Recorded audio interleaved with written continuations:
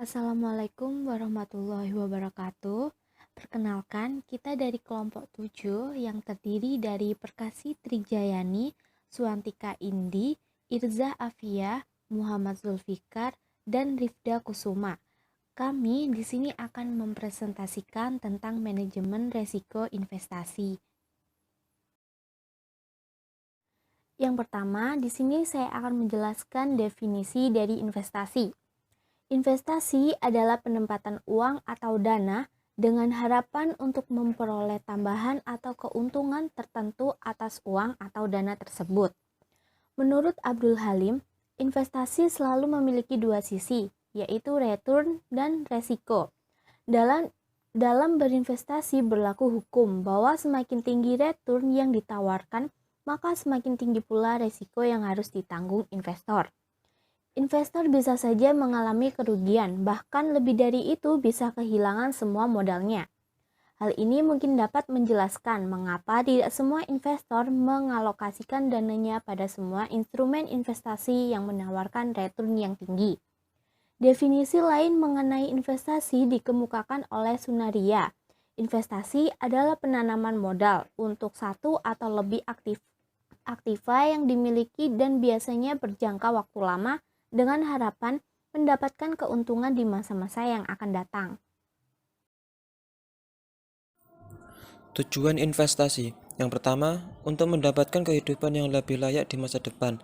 Seseorang yang bijaksana akan berpikir bagaimana meningkatkan taraf hidupnya dari waktu ke waktu atau setidaknya berusaha bagaimana mempertahankan tingkat pendapatannya yang ada sekarang agar tidak berkurang di masa yang akan datang. Yang kedua, mengurangi resiko inflasi dengan melakukan investasi dalam pemilikan perusahaan atau objek lain. Seseorang dapat menghindarkan diri dari risiko penurunan nilai kekayaan atau hak miliknya akibat adanya pengaruh inflasi. Yang ketiga, dorongan untuk menghemat pajak. Beberapa negara di dunia banyak melakukan kebijakan yang bersifat mendorong tumbuhnya investasi di masyarakat melalui pemberian fasilitas perpajakan kepada masyarakat yang melakukan investasi pada bidang-bidang usaha tertentu. Bentuk investasi. Yang pertama, reksadana. Yang kedua, mata uang asing. Yang ketiga, properti. Yang keempat, barang-barang koleksi. Yang kelima, saham. Yang enam, emas.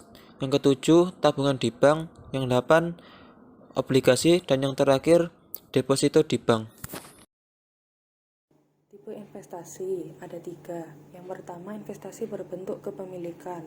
Di antaranya adalah kepemilikan saham, kepemilikan bisnis, serta kepemilikan rumah, apartemen, atau bangunan lainnya. Yang kedua, investasi berbentuk utang. Investasi semacam ini memiliki risiko yang rendah, begitu juga dengan imbal hasilnya. Contoh investasi jenis ini adalah tabungan serta obligasi. Yang ketiga, investasi portofolio setara uang tunai. Tipe ini menginvestasikan dana yang dimiliki pada pasar uang. Dana dapat ditempatkan pada sertifikat Bank Indonesia, surat berharga pasar uang, sertifikat deposito, penanaman dana bank pada bank lainnya, surat berharga komersial, serta surat utang jangka pendek negara. Proses investasi. Tahapan-tahapan tersebut diantaranya adalah yang pertama, menentukan kebijakan investasi. Kebijakan investasi meliputi penentuan tujuan investasi dan besar kekayaan yang akan diinvestasikan. Yang kedua, melakukan analisis sekuritas. Berarti menilai sekuritas secara individual. Dan untuk mengidentifikasi sekuritas digunakan dua filosofi yang berbeda, yaitu untuk sekuritas misprice dapat dilakukan dengan analisis teknikal atau fundamental. Untuk sekuritas harga wajar dapat didasarkan atas preferensi risiko pemodal, pola akuntan kas, dan lain-lain. Yang ketiga, membentuk portofolio. Dari hasil evaluasi terhadap masing-masing sekuritas, dipilih aset-aset yang akan dimasukkan dalam portofolio dan ditentukan proporsi dana yang diinvestasikan. Yang keempat, merevisi portofolio, yakni merubah portofolio dengan cara menambah atau mengurangi saham dalam portofolio yang dianggap menarik atau tidak lagi menarik. Dan yang terakhir, evaluasi kinerja portofolio, yakni membandingkan kinerja yang diukur, baik dalam return yang diperoleh maupun risiko yang ditanggung terhadap portofolio benchmark atau pasar. Definisi resiko. Menurut Kamus Besar Bahasa Indonesia, Resiko adalah kemungkinan terjadinya peristiwa yang dapat merugikan perusahaan.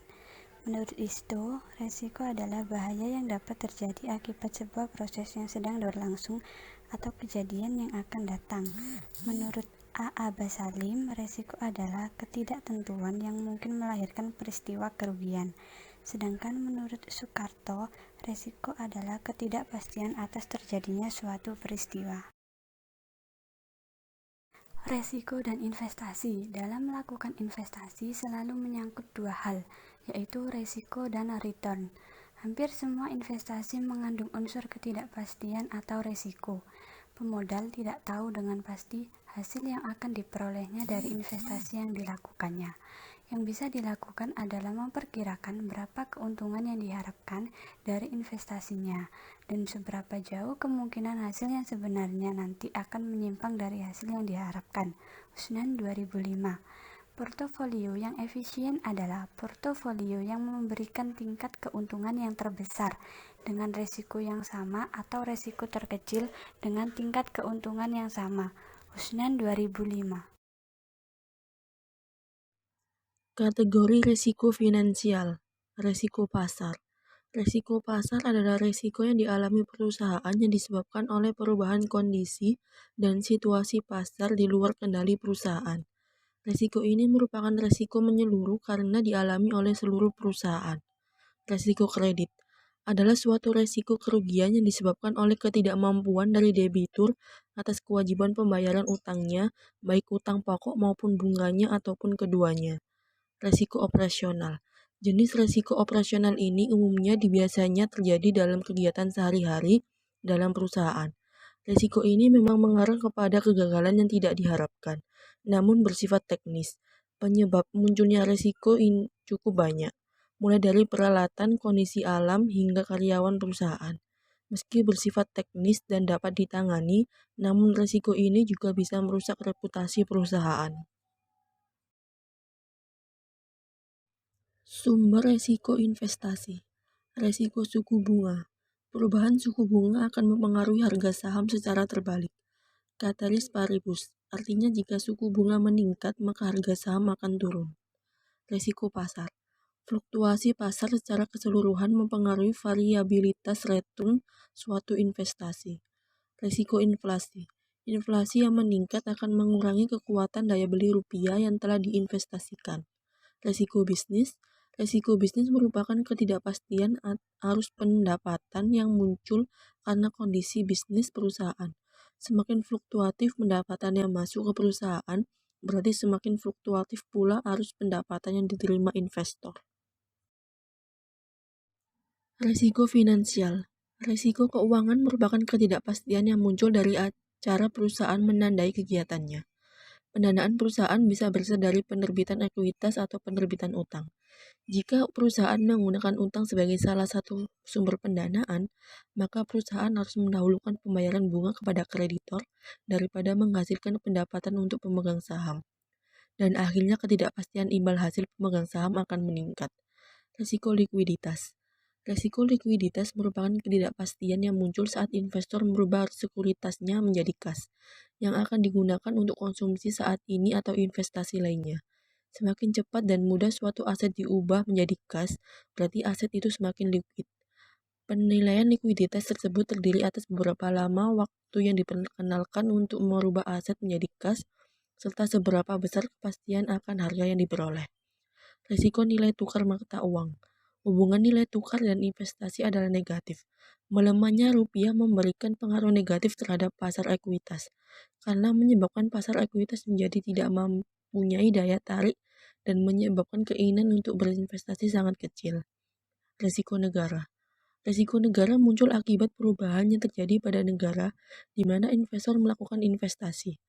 Risiko ini tidak bisa dihindari, namun bisa diturunkan dengan memilih melakukan investasi di negara-negara yang sudah mapan, sehingga kalaupun terjadi perubahan, tidak terlalu drastis. Baik, cukup sekian presentasi dari kami. Apabila ada kekurangan dan kesalahan, mohon maaf sebesar-besarnya. Terima kasih. Wassalamualaikum warahmatullahi wabarakatuh.